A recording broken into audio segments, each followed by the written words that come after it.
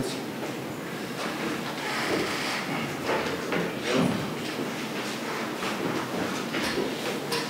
Դատարանը կողմերի հետ քննարկեց Մեղադրյալներ Արամ Աղդատյանի, Գեղամ Կարապետյանի և Դավիթ Բալասանյանի միջոցի հարցը, լսեց կողմերի կարծիքը խափանման միջոցների վերաբերյալ և որոշում է կայացնում հետևյալի մասին անփոփոխ թողնել Մեղադրյալ Գեղամ Կարապետյանի նկատմամբ առկա խափանման միջոցները և տնային կալանքի ժամկետը երկարաձգել 3 ամսով։ Դատարանի որոշումը կատարման համար ուղարկվում է համապատասխան տարածքային պրոբացիայի ստորաբաժանում, այն կողմերը ստանալուց հետո կարող են որոշել 10 ժամկետում վերաքննիչ հակակոռուպցիոն դատարանում։ Կողմերի հետ քննարկելով նաև Մեղադրյալ Դավիթ Բալասանյանի նկատմամբ առկա խափանման միջոցի հարցը, դատարանը որոշեց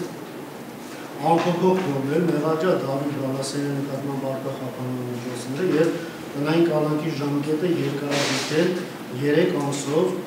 որի կատարումը կհանձնարարվի պրոբացիայի ծառայությանը, այն կողմերը ստանալուց հետո կարող են բողոքարկել 10 ժամկետում վերաքննիչ հակակոռուպցիոն դատարանում։ Դատարանը կողմերի հետ քննարկելով Մեղադրյալ Արամ Աղդատյանի նկատմամբ առկա խափանման միջոցի հարցը, լսելով կողմերի կարծիքը, որոշեց փոխել նրա նկատմամբ առկա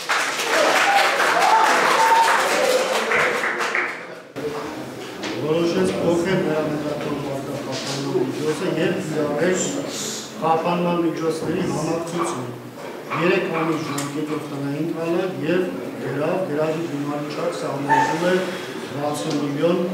դրամը։ Դատարանի որոշումը կատարման համար ուղարկի պրոբացիայի ծառայություն, այն կողմերը ստանալուց հետո կարող են բողոքարկել 10 ժամկետում վերաքննիչ հակակոռուպցիոն դատարանում։